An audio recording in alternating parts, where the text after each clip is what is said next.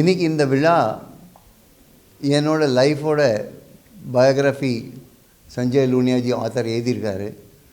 அது ஒரு ரிலீஸ் பண்ணி எப்படி யங்கர் ஜென்ரேஷனுக்கு ஒரு இன்ஸ்பிரேஷனல் ஸ்டோரியாக இருக்கணும், எப்படி என் வாழ்க்கையில் நான் கஷ்டப்பட்டு எல்லா கஷ்டத்தையும் தாங்கி ஒரு சக்ஸஸ்ஃபுல்லாக பிஸ்னஸ் நடத்த முடியுன்றது ஒரு வாய்ப்பு எல்லாருக்கும் கிடைக்கணும். அந்த நோக்கத்தோடு இந்த புக்கு எழுதியிருக்கேன். இந்த book let this be an inspiration to all the youngsters. ஏன்னா இப்போ இந்தியாவில் யங்ஸ்டர்ஸ்க்கு தான் இந்த காலம். இப்போ youngsters 40% of our population is less than 30 years. இவங்க இந்த வாய்ப்பை எப்படி ஆண்டர்ப்ரனர்ஷிப்போட கலந்து எப்படி புது வெல்த்தை க்ரியேட் பண்ண முடியும், புது டெக்னாலஜிஸ் எடுத்துன்னு வர முடியும். இது இந்தியாவில் land of opportunity is India today. இந்தியாவில் தான் வாய்ப்பு இருக்குது. இந்த வாய்ப்பை எப்படி நீங்கள் நல்லபடியாக முறையாக நடத்தி எப்படி சக்ஸஸ்ஃபுல்லாக லைஃப்பை கன்வெர்ட் பண்ண முடியுன்றது புக்கு. இந்த புக்கு படித்தீங்கன்னா என் ஸ்டோரி ஒரு இன்ஸ்பிரேஷனாக இருக்கணுன்றது நோக்கத்தோடு இந்த புக்கு எழுதியிருக்கு. சார், நிறைய பேர் பயோகிராஃபி பண்ணியிருக்காங்க சார். அதில் அவங்களோட நிறைகளை மட்டுமே சொல்லுவாங்க, சில பேர் குறைகளை சொல்ல மாட்டாங்க. இதில் எப்படி இருக்குது? இதில் குறையும் ரொம்ப இருக்குது. ஏன்னா நான் ஆரம்பிக்கிறதே இதான் சொல்லியிருக்கேன். நான் லைஃப்பில் குறையோடு தான் ஆரம்பித்தேன்.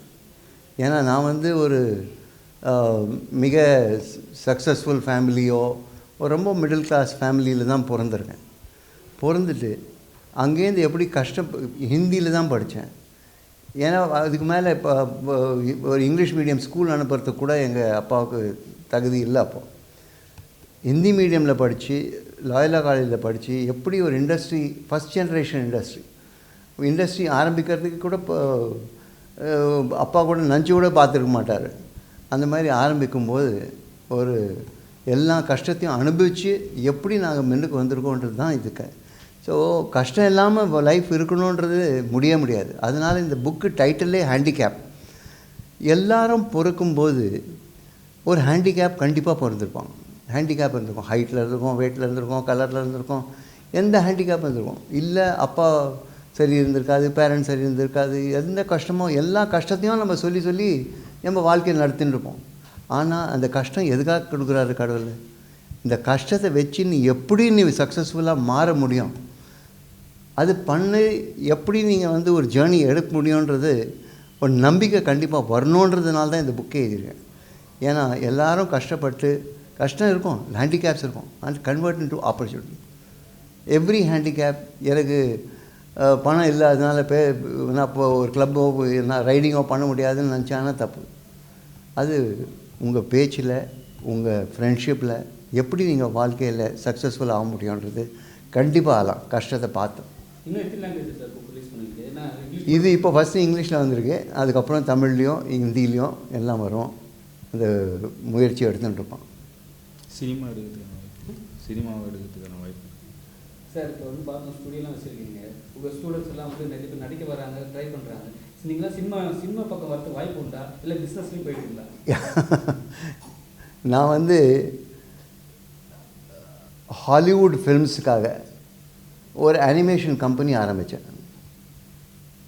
2004 எங்களுக்கு ஒரு சின்ன வாய்ப்பு கிடச்சிது.